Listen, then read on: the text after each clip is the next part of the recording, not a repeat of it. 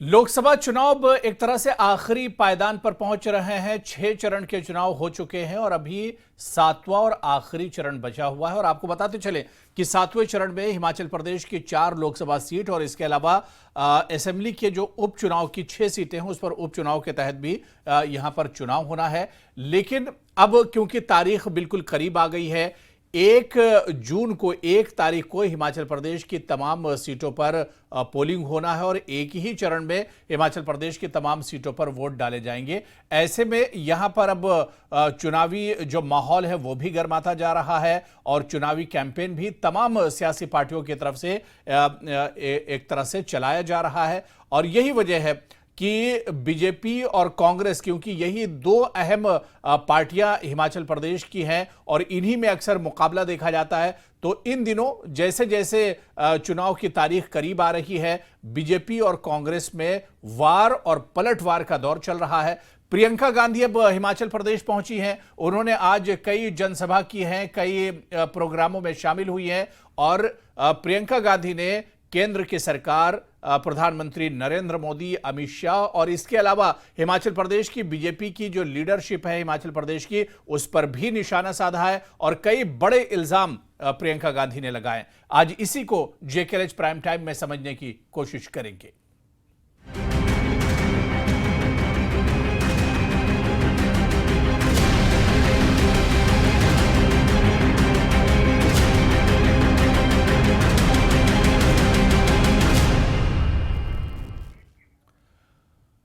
और चलिए, हिमाचल प्रदेश में जो चुनावी माहौल है और इस चुनावी माहौल में वार और पलटवार का जो दौर चल रहा है, इसी पर चर्चा करेंगे। बहुत खास मेहमान इस वक्त मेरे साथ जुड़े हुए हैं। हिमाचल प्रदेश कांग्रेस के एमएलए भवानी सिंह पठानिया इस वक्त हमारे साथ जुड़े हुए हैं। कुछ देर में हमारे साथ कुछ और मेहमान इस चर्चा में जुड़ेंगे। भवानी सिंह पठानिया जी, सर आपका बहुत स्वागत है न्यूज़ 18 जेकेएलएच में। आजकल हिमाचल प्रदेश में जो सियासत है भवानी जी, वो अपने एक तरह से शबाब पर है और वार पलटवार का दौर चल रहा है। अमित शाह जी आते हैं, कांग्रेस की सरकार पर निशाना साधते हैं, प्रधानमंत्री आते हैं, वो निशाना साधते हैं। अब प्रियंका गांधी जी पहुंची हैं हिमाचल प्रदेश और उन्होंने केंद्र सरकार से लेके और हिमाचल प्रदेश की बीजेपी लीडरशिप सब पर उन्होंने निशाना साधा है। किस तरह से इस बयानबाजी को देखा जाए? और खासतौर से प्रियंका गांधी ने तो यहां तक कहा है कि बीजेपी धन बल में यकीन रखती है और उसने तो हिमाचल की कांग्रेस सरकार गिराने की पूरी कोशिश कर ली लेकिन कामयाब नहीं हो पाई। धन्यवाद अबू जी। देखिए, इसमें कोई बयानबाजी की बात ही नहीं है। आप ये देखिए कि ये जो चुनाव हैं, ये हमारे देश के लिए एक बहुत ही महत्वपूर्ण चुनाव है जी। ये सिर्फ एक सरकार बनाने के चुनाव नहीं है। ये चुनाव है कि जो स्वरूप, जिस संविधान के साथ, जो स्वरूप के साथ ये हिंदुस्तान बना था, जो संविधान ये हिंदुस्तान का लिखा गया था, बाबा साहब भीमराव अंबेडकर जी के उस संविधान के तहत जो ये अधिकार और ये जो हक और हकूक हर प्राणी को, हर व्यक्ति को इस हिंदुस्तान में मिले, ये चुनाव उसको अपहोल्ड करने का, उसको जो है प्रोटेक्ट करने का चुनाव है। तो ये कोई मामूली चुनाव नहीं है। और अगर आप देखिए कि आज अगर हम जो भी बात बोल रहे हैं, अगर आज प्रियंका गांधी जी हमारी माननीय सम्मानीय नेता हैं, वो जो भी बात बोल रही हैं, वो केवल एक ही बात बोल रही हैं कि कृपया पिछले 10 सालों के वादों का, आपके 10 साल के जो आपके जुमले हैं, जो आपने वादे किए थे अपने इलेक्टोरेट से 2014 में, 2019 में, आप उनका हिसाब दीजिए। और अगर आपने कोई काम किया है, आप अपने काम के तहत जो है वो आप वोट मांगिए। तो वही तो बात जो इन्होंने बोली है, हम उन्हीं के ऊपर इनसे प्रश्न उठा रहे हैं। बिल्कुल, क्योंकि इससे पहले अमित शाह जी भी गए और प्रधानमंत्री मोदी भी गए और उन्होंने भी यही कहा कि पिछले 15-16 महीनों में जब से हिमाचल में कांग्रेस की सरकार बनी है भवानी जी, यहां पर कोई काम नहीं हुआ है, बल्कि उन्होंने ये भी कहा कि डेवलपमेंट के नाम पर तो कुछ हुआ ही नहीं हिमाचल में, बल्कि उन्होंने ये कहा कि कई इंस्टीट्यूशंस बंद कर दिए गए और इसके अलावा उन्होंने कहा कि केंद्र सरकार की तरफ से जो मदद दी गई उसके अलावा भी सिर्फ ये सरकार 15 और 16 महीनों में कर्ज लेती रही है, बस इसके अलावा कुछ नहीं किया है कांग्रेस की इस सरकार ने। कई इस तरह के इल्जाम लगाए गए कांग्रेस सरकार पर। ये देखिए भाई साहब, एक कहावत है जिसका नाम है खिसियानी बिल्ली खंबा नोचे। जी। ये जो इलेक्शन है, ये इलेक्शन हिमाचल प्रदेश सरकार का नहीं है। हम्म। हिमाचल प्रदेश सरकार ने क्या किया, उसकी एक एक जो है मैं आपको जो उसका ब्यौरा है वो मैं आपको दूंगा। लेकिन ये सरकार है हिंदुस्तान का सरकार। जो हम्म। चुनाव है, हम्म। ये चुनाव जो है, ये चुनाव है लोकसभा का चुनाव। ये चुनाव हमारी नीति और उस नीति से निकलने वाली जो हमारी दशा और दिशा है, ये चुनाव उसका चुनाव है। 2014 के अंदर ये शख्स जो हैं, जो हमारे प्रधानमंत्री हैं आज, प्रधानमंत्री नरेंद्र मोदी जी, ये कुछ वादे करके इस देश के अंदर राज करने आए थे। 3 वादे या 4 वादे मैं आपको बताता हूं। वादा नंबर 1, बहुत जी। हुई महंगाई की मार, अब की बार मोदी सरकार। हम्म। तब जो सिलेंडर था वो 400 रुपए का था 2014 में, आज वही सिलेंडर 1200 रुपए का हो गया है। उस समय डीजल का जो कीमत थी वो 40 रुपए थी, आज डीजल जो है 85 रुपए पे है। पेट्रोल जो था वो 60 रुपए पे था, आज पेट्रोल जो है 100 रुपए का है। तो जो महंगाई इन्होंने कम करने की बात बोली, वो महंगाई को तो दुगनी और तिगनी कर गए। तो इनका जो वादा था कि हम महंगाई को कम करेंगे, उस वादे का क्या हुआ, ये अब देश की जनता इनसे पूछ रही है। दूसरी बात इन्होंने बोली, 2 करोड़ नौकरी प्रति वर्ष। आज 10 वर्ष हो गए हैं, 2 करोड़ नौकरी प्रति वर्ष के हिसाब से आज 20 करोड़ नौकरी होनी चाहिए थी। मैं आपको बता रहा हूं, 20,000 नौकरी भी इन्होंने जो है वो दी नहीं है, क्योंकि रेलवे की भर्ती बंद है, बैंकों में जो है, जो पीएसयू बैंक से उनकी भर्ती बंद है, हम्म। बीएचईएल, एसएआईएल, एमटीएनएल, बीएसएनएल, सरकारी जो जो हमारे ये सारे अदारे हैं, इनकी भर्तियां बंद है। तो भर्ती इन्होंने की नहीं। आज बेरोजगारी चरम सीमा पर है। इसके ऊपर जो इनसे सवाल जो है वो अगर हम पूछें तो ये बोलते हैं आप देशद्रोही हो, आप पाकिस्तान चले जाओ। तीसरी चीज उन्होंने क्या बोली, काला धन वापस लाएंगे। एक फिगर बोलते थे, बहुत बड़े जीरो लगे हुए थे उसके पीछे, कि इतना काला धन स्विस बैंकों में पड़ा है, इनको हम लेके आएंगे। आज इनसे बात करें तो ये पूछते हैं, ये क्या बोलते हैं कि काला धन कितना है, हमको तो पता ही नहीं। चौथी चीज, किसानों की आय दुगनी करेंगे। किसानों की आय का तो पता नहीं, लेकिन किसान की आय इन्होंने 4 गुनी कर दी है। ठीक है जी। तो ये जो वादे हैं ना, ये चुनाव, ये इन वादों का चुनाव है, और इनका जवाब इनको देना पड़ेगा। रेटोरिक के ऊपर अब देश की जनता सुनने वाली नहीं, और हिमाचल प्रदेश की जनता तो कतई सुनने वाली नहीं है। ये पढ़ी लिखी जनता है। केरल के बाद ये इकलौता जो है राज्य है जिसकी जो साक्षरता दर है वो सबसे ऊपर है। तो हम तो सुनेंगे नहीं। ये बाई इलेक्शन की 4 में से 4 की सीटें हारे। उसके बाद हमारा जो है वो विधानसभा का चुनाव हुआ, ये इसमें 40 सीट हारे हमसे और 25 सीट पे सिमट गए। अब ये लोकसभा का चुनाव है, 4-0 से इनको हराकर जो है हम सरकार इंडिया गठबंधन की जो है केंद्र में बनाने वाले हैं। ये बौखलाए हुए हैं, और ये जो इनके बयान है ये इनकी बौखलाहट का नतीजा है, और कुछ नहीं है। बिल्कुल भवानी जी, मेरे साथ इस वक्त राकेश जम्वाल जी, जो बीजेपी के एमएलए भी हैं और चीफ स्पोक्स पर्सन भी हैं, वो भी हमारे साथ इस वक्त जुड़ चुके हैं। राकेश जम्वाल जी, आपका भी बहुत स्वागत है न्यूज 18 JKLH में। राकेश जम्वाल जी, पिछले दिनों हमने देखा कि अमित शाह जी, प्रधानमंत्री नरेंद्र मोदी जी हिमाचल पहुंचे थे और उन्होंने कांग्रेस पर निशाना साधा था। अब प्रियंका गांधी ने पलटवार किया है। प्रियंका गांधी ने कई बड़े इल्जाम लगाए। उन्होंने कहा कि केंद्र सरकार की तरफ से आपदा में कोई मदद नहीं मिली। इसके अलावा बीजेपी सिर्फ धन बल का इस्तेमाल करती है। बीजेपी ने पूरी ताकत लगा दी थी, पूरी कोशिश कर ली थी कि हिमाचल प्रदेश की सुक्खू सरकार गिरा दी जाए, लेकिन उसमें नाकाम रही बीजेपी। इस तरह के इल्जाम प्रियंका गांधी जी ने लगाए। मुझे लगता है कि सबसे पहले तो हम प्रियंका गांधी से ये पूछना चाहेंगे कि हिमाचल में जब विधानसभा चुनाव हुए, प्रियंका जी यहाँ पर आई थी जी। उन्होंने सभी जनसभाओं में बड़े ऊंचे स्वरों में कहा था कि दिसंबर में सरकार बनेगी, जनवरी में इस प्रदेश की 18 वर्ष से लेकर 60 वर्ष की सभी महिलाओं के खाते में 1500 रुपए आएगा। ये बात नहीं कह रहा हूं, ये कांग्रेस की राष्ट्रीय महामंत्री प्रियंका गांधी जी ने कहा था। और उन्होंने कहा कि पहली कैबिनेट में 1 लाख नौकरियां जो है वो हिमाचल की कांग्रेस की सरकार निकालेगी, सरकारी नौकरियां कहा था, और 1 लाख सरकारी नौकरियां देकर हम नौजवानों को रोजगार देंगे। ये नई बात के बजाय हम उनसे वो बातें पूछना चाहते हैं कि पिछले विधानसभा चुनावों में आपने जिस प्रकार से झूठे वायदे, 2 लाख नौकरी, 2 करोड़ नौकरी प्रति वर्ष, 10 साल में 20 करोड़ नौकरी कितनी दी? ये चुनाव लोकसभा का चुनाव है जनाब, उसके ऊपर जवाब दीजिए। आप आपसे पूछ ले कि ये बोलने पहले विधायक जी, पहले इनसे पूछ लें, ये बोल लेते हैं, फिर मैं उसके बाद बोलता हूं। नहीं, चलिए एक करके बात रख लीजिए। मैं भवानी सिंह पठानिया जी आ रहा हूं, क्योंकि देर से राकेश जम्वाल जी हमारे साथ जुड़े। पहले वो अपनी बात रख ले, फिर मैं आ रहा हूं, मैं आपका जवाब ले लूंगा भवानी जी। राकेश जम्वाल जी कंटिन्यू कीजिए। मैं इसीलिए कह रहा हूं कि विधानसभा चुनावों में इन्होंने 10 जी। गारंटियां दी। 10 गारंटियों में प्रमुखता से इन्होंने कहा था कि इस प्रदेश की 18 साल से लेकर 60 साल की सभी महिलाओं को हम दिसंबर में सरकार बनेगी, जनवरी में सबके खाते में हम 1500 रुपए डालेंगे। जी। आज 16 महीने का समय निकल गया, हिमाचल प्रदेश की किसी महिला के खाते में वो 1500 नहीं आया। इन्होंने कहा था कि हम सरकार बनते पहली कैबिनेट में 1 लाख सरकारी नौकरियों का प्रावधान करेंगे। नौकरियां देना तो दूर की बात, जो आउटसोर्स पर भारतीय जनता पार्टी की सरकार ने नौजवानों को नौकरियां दी थी, उनको नौकरी से इन्होंने बाहर निकाल दिया। इन्होंने कहा था कि हम 100 रुपए किलो गोबर किसान से खरीदेंगे, 100 रुपए लीटर दूध खरीदेंगे।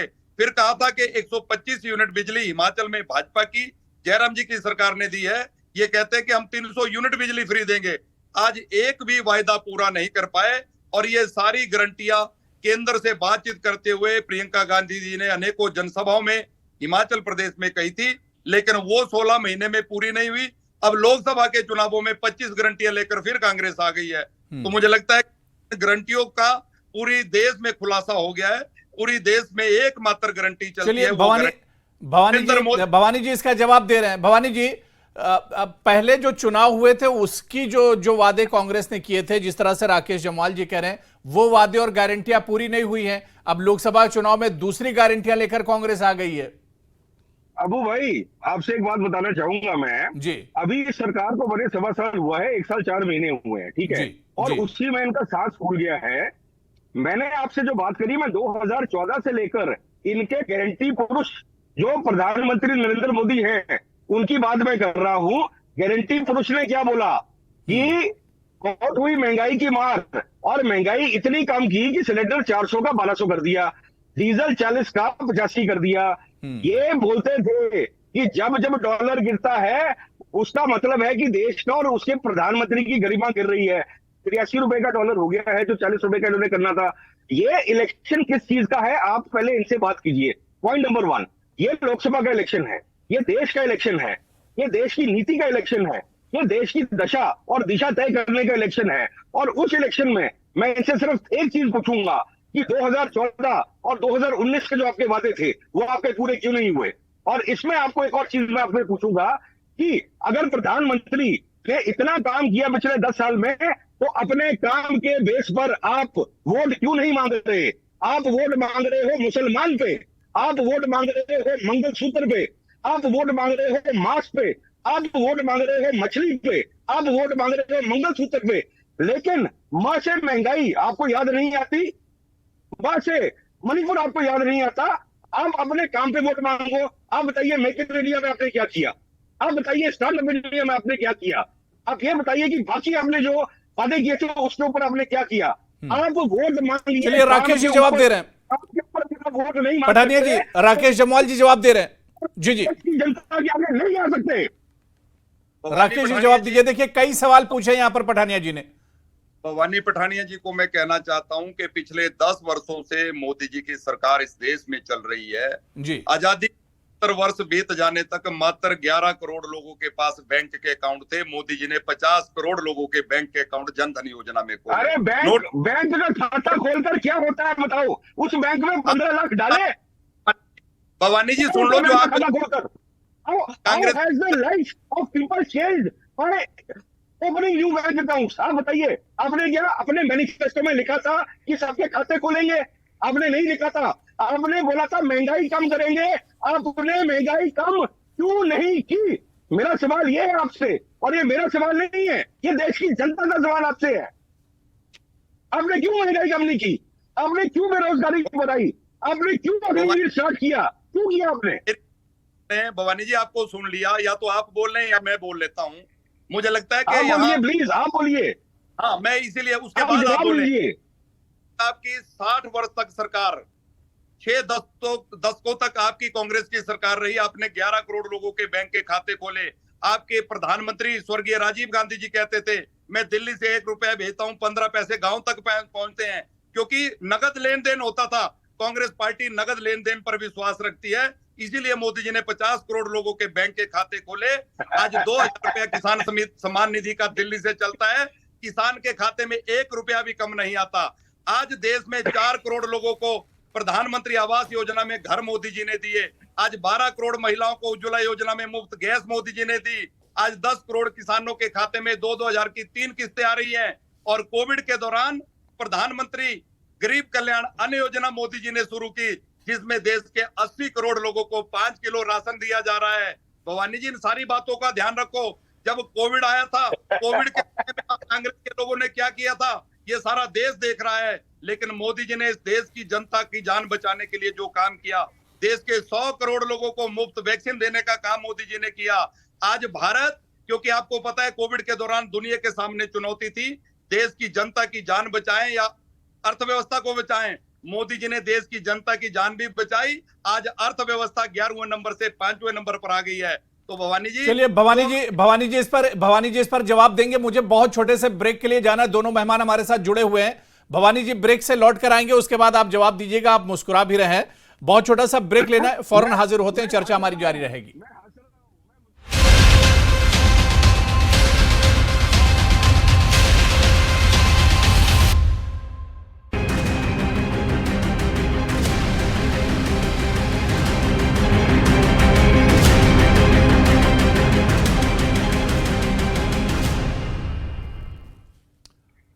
तो हिमाचल प्रदेश में आने वाली 1 तारीख को मतदान होगा और मतदान की तारीख जैसे जैसे करीब आ रही है वैसे वैसे सियासी हलचल भी एक तरह से बढ़ती जा रही है और बीजेपी और कांग्रेस एक दूसरे के दावों की कलाई भी खोल रही है। यानी वार और पलटवार का दौर हिमाचल प्रदेश में चल रहा है। इसी पर हम चर्चा कर रहे हैं। बहुत खास मेहमान ब्रेक पर जाने से पहले से मेरे साथ जुड़े हुए हैं। राकेश जम्वाल जी बीजेपी एमएलए हैं और भवानी सिंह पठानिया जी कांग्रेस एमएलए हमारे साथ जुड़े हुए हैं।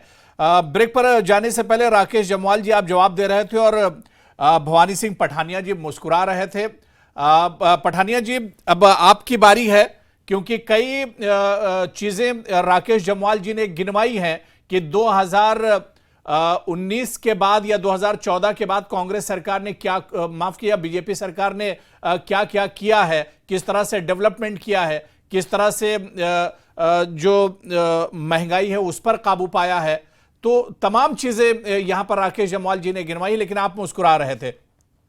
पठानिया जी सर ऐसा है कि जो बेशर्मी की पराकाष्ठा होती है ना, वो ये होती है कि आप पहले जख्म दो, फिर जख्म के ऊपर नमक छिड़को और नमक छिड़कर फिर बोलो कि देखो मैंने तो तुम्हारे पर मलहम डाल दिया है। आप देखिए कि 2014 का सिलेंडर जो 400 रुपए का था वो आज 1200 का है। ठीक है, आज आप किसी गृहिणी को जाकर बोलोगी महंगाई कम की है। 60 रुपए का जो हमारा तेल होता था सरसों का, वो आज 230 रुपए का है।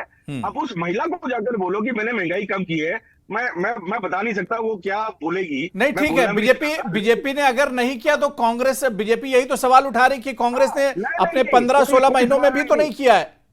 मैं आपको बताता हूँ 15-16 महीनों में कांग्रेस ने क्या किया है। हमारी सबसे बड़ी जो पॉलिसी थी वो थी ओल्ड पेंशन स्कीम की। पहली कैबिनेट के अंदर 1,20,000 कर्मचारियों को ओल्ड पेंशन स्कीम में हमने डाल दिया है। आप बताइए अगर ये जो आपके मेरे छोटे भाई जो वहां बैठे हैं ये सच है या झूठ है। इन्होंने क्या किया, राजस्थान के अंदर कांग्रेस पार्टी ने ओल्ड पेंशन स्कीम स्टार्ट करी थी, उसकी नोटिफिकेशन भी हुई और ओल्ड पेंशन स्कीम का पैसा भी खत्म जो करना शुरू हो गया था। जैसे ही राजस्थान में भारतीय जनता पार्टी की सरकार आई, इन्होंने नोटिफिकेशन डालकर ओपीएस को बंद कर दिया। इनकी कोशिश ये है किसी प्रकार पैसे देकर खरीद फरोख्त कर हिमाचल सरकार को गिराया जाए और ओल्ड पेंशन स्कीम जो है उससे हमारे कर्मचारियों को वंचित किया जाए। दूसरी बात, वो 1947 में जब भारत आजाद हुआ उसके बाद से आप देखिए कि हमारी जनसंख्या 36 करोड़ थी। सिर्फ 12 करोड़ लोग जो सिर्फ 12% लोग जो थे वो लिटरेट थे। 4 करोड़ लोग लिख और पढ़ सकते थे। उस संख्या को कांग्रेस ने 4 करोड़ से 100 करोड़ पे बढ़ाकर लेके गए। हम हैंड टू माउथ थे, हमारे पास इरिगेशन की फैसिलिटी नहीं थी। पंडित नेहरू ने ये जितने हमारे डैम के प्रोजेक्ट है वो स्टार्ट कराकर हमको आत्मनिर्भर बनाया अनाज में। उसके बाद इंदिरा गांधी जी ने ग्रीन रेवोल्यूशन स्टार्ट की, जिससे हम आज आत्मनिर्भर बने हैं हमारे खाद्यान्न के ऊपर। जो ये अन्न आज बोल रहे हैं कि हम लोगों को दे रहे हैं, ये उस ग्रीन रेवोल्यूशन की देन है। उसके बाद व्हाइट रेवोल्यूशन स्टार्ट हुई गुजरात से, आनंद से, जो कुरियन के साथ जो है इंदिरा गांधी जी का जो है वो प्रोजेक्ट स्टार्ट हुआ। ये सारी की सारी चीजें जो है इनको दिखाई नहीं देती। लिबरलाइजेशन 1991-92 के अंदर जो है वो कांग्रेस पार्टी ने स्टार्ट करी। जब हमने कंप्यूटराइजेशन स्टार्ट की थी, उस समय जो है अटल बिहारी वाजपेयी जी इस पे बैलगाड़ी पर बैठकर आए थे अपनी जो है कंप्यूटराइजेशन के खिलाफ। जो जो चीजें कांग्रेस ने की वो उन चीजों के खिलाफ गए, और आज ये बोलते हैं मुफ्त में वैक्सीन दी। मैं जम्वाल जी से पूछना चाहूंगा, आपके गांव में, आपके घरों में जो बड़े बुजुर्ग हैं, दादा परदादा, हमारे चाचा और आप खुद, आप बताओ क्या किसी ने पोलियो का पैसा दिया आज तक? जो पोलियो की आपको वैक्सीन लगी उसका पैसा दिया आपने? जो बीसीजी की वैक्सीन लगी क्या आपने उसका पैसा दिया? कांग्रेस पार्टी ने चलिए जमवाल जी अब जवाब दे रहे हैं। जी जी निभाया, वो निभाया, और हमने जिताया नहीं, वो सरकार का काम है। हमने बोला वैक्सीन देना हर व्यक्ति का अधिकार है, हम आपको देंगे। लेकिन ये क्या करते हैं, ये 10 पैसे खर्च करते हैं, 100 रुपए की मशहूरी करते हैं। इसके अलावा आप देखिए, right to education Congress party, right to information Congress party, right to food Congress party, और ये राइट टू फूड के तहत ये जो आज अन्न दे रहे हैं, ये दे रहे हैं, और ये इकलौती पार्टी है विश्व में। और हिंदुस्तान, ठीक है पठानिया जी, अब राकेश जमवाल जी जवाब दे रहे हैं। कई सवाल पठानिया जी आपने एक के बाद एक दाग दिए हैं, अब राकेश जमवाल जी जवाब दे रहे हैं। जी हिंदुस्तान की 50% जनसंख्या को इस जो पार्टी ने गरीब बना दिया, 5 किलो जो अनाज के ऊपर मोहताज कर दिया, उनको अनाज, उनको ठीक है पठानिया जी, अब जवाब भी सुन लीजिए। राकेश जमवाल जी मैं भवानी सिंह पठानिया जी से कहना चाहता हूं कि कांग्रेस एक ऐसी पार्टी है कि जब देश पर संकट आए उसमें भी प्रश्न खड़ा करती है। वैक्सीन के वैज्ञानिकों ने बनाई, उनका धन्यवाद करना चाहिए था। कांग्रेस पार्टी ने पूरे देश में प्रचार किया, कहा कि मोदी पहले अपने को वैक्सीन क्यों नहीं लगा रहे हैं। मोदी जी ने कहा मैं सबसे पहले कोविड वॉरियर्स को लगाना चाहता हूं और देश के 100 करोड़ लोगों की जिम्मेवारी मेरे ऊपर है। लेकिन कांग्रेस पार्टी ने उसमें कहा कि ये तो मोदी की वैक्सीन है, इसको लगाएंगे तो सब मोदीमय वातावरण हो जाएगा। इस प्रकार का दुष्प्रचार किया। देश की रक्षा के लिए लड़ते मरते हैं, सर्जिकल स्ट्राइक होती है, हमारी देश की सेना पाकिस्तान में घुसकर पीओके में घुसकर वहां पर आतंकवादियों को मार गिराती है, उस पर भी ये कांग्रेस पार्टी प्रश्न चिन्ह खड़ा करती है। भवानी जी, अगर कांग्रेस पार्टी ने काम किया होता तो आज कांग्रेस की ऐसी दुर्दशा नहीं होती। जो 400 सीटें जीतने वाली कांग्रेस आज 40 सीटों के लिए लड़ रही है। पूरे देश से कांग्रेस लुप्त हो रही है। उसका कारण कि कांग्रेस ने 6 दशकों से इस देश को मात्र भ्रष्टाचार दिया। जिस गरीबी की बात आप कर रहे हैं कि कांग्रेस का ये परमानेंट नारा था गरीबी हटाओ, लेकिन गरीबी हटाने की बजाय स्क्रीन पे ले लीजिए जी। लेकिन आज नरेंद्र मोदी जी ने अंतिम पायदान पर बैठे हुए गरीब से गरीब व्यक्ति की चिंता आज मोदी जी ने की है। इसी का परिणाम है कि 10 वर्षों से मोदी जी की सरकार दिल्ली में आ रही है और आपके नेता, जिनको नेता मानकर आप पूरे देश में घुमाते हैं, राहुल गांधी जी, वो अमेठी से चुनाव हारकर फिर वायनाड में चले गए थे। अब वायनाड की स्थिति खराब हो गई तो अब रायबरेली में आ गए। और रायबरेली में भी मैं कहना चाहता हूं, ये कांग्रेस पार्टी है जिसमें परिवारवाद को हमेशा बढ़ावा दिया जाता है। जो कहते हैं कि हमारी ये विरासत लोकसभा विधानसभा है, वो आगे जाएगी तो हमारे बच्चों को जाएगी। रायबरेली की सीट से कोई कार्यकर्ता चुनाव नहीं लड़ सकता। सोनिया जी ने कहा कि यहां से कोई चुनाव लड़ सकता है तो मेरे पुत्र राहुल गांधी जी लड़ेंगे। तो मैं इस प्रकार से कहना चाहता हूं कि आज कांग्रेस की स्थिति पूरे देश में, पूरा देश देख रहा है। पठानिया जी एक लास्ट कमेंट। जी आज पूरी दुनिया ने ये वही है, जब लॉजिक काम नहीं करता, रिटोरिक की बात, परिवारवाद। अच्छा, चेतन बरागटा जी किसके परिवार के लोग हैं जिनको आपने ट्रिपल कोटखाई से टिकट दी थी? हिमाचल की बात करता हूँ। पंकज सिंह किसके बेटे हैं? मुंडे किसकी बेटी है? आप छोड़िए, देखिए ये सब बातें ना ये वहां करिए जहां लोगों में समझ नहीं है, जहां लोगों में अकल नहीं है। ठीक है, आप सिर्फ 2-3 चीजें बोलिए। पॉइंट नंबर 1, महंगाई कम क्यों नहीं की आपने? क्यों नहीं? आपके जो मुख्यमंत्री प्रधानमंत्री है, महंगाई कम की आपने? बेरोजगारी कम क्यों नहीं की आपने? क्यों बेरोजगारी बढ़ाई आपने? किसानों की आय दुगनी क्यों नहीं की? हमारे किसान जब जाना, उन्होंने दिल्ली जाने की कोशिश की, आपने अपने देश के अंदर अपने किसानों के ऊपर लाठियां बरसाई और उनको दिल्ली नहीं जाने दिया। अब ये बात अलग है कि वो आपके प्रत्याशियों को अपने गांव में घुसने नहीं दे रहे। पॉइंट बड़ा सिंपल है कि देखिए, विलुप्ति किसकी होगी वो 4 जून को पता चल जाएगा। ये आपको भी पता है और ये सबको पता है कि हिमाचल प्रदेश के अंदर आपका हम सफाया कर चुके हैं। हमने पहले 4-0 से आपको बाई इलेक्शन में हराया, उसके बाद 40-25 के साथ हमने आपको अपने इलेक्शन में हराया और अब 4-0 के साथ और 6-0 के साथ इस इलेक्शन में हराएंगे। और भाई साहब आपको मैं विधानसभा में खड़े चलिए, होकर- दावे तो देखिए पठानिया जी सबकी तरफ से किए जा रहे हैं। यही दावा तो बीजेपी भी कर रही है, नेता प्रतिपक्ष भी कह रहे हैं कि 4 तारीख को देश में एक नहीं बल्कि 2 सरकारें बनेंगी। एक केंद्र में बीजेपी की सरकार बनेगी और दूसरी बीजेपी की सरकार हिमाचल में बनेगी। तो किसके दावों में कितना दम है ये तो 4 तारीख को पता चल जाएगा, जब नतीजे आना शुरू होंगे, जब ईवीएम अपने नतीजे बताना शुरू करेंगी। लेकिन 4 तारीख तक तो सिर्फ दावे ही किए जा सकते हैं। बहुत बहुत शुक्रिया, बहुत अच्छी बातचीत हुई हमारे साथ जुड़ने के लिए। भवानी सिंह पठानिया जी आपका बहुत बहुत शुक्रिया। राकेश जमवाल जी आपका भी बहुत बहुत शुक्रिया हमारे साथ जुड़ने के लिए। तो जेके प्राइम टाइम में आज फिलहाल इतना ही। नमस्कार।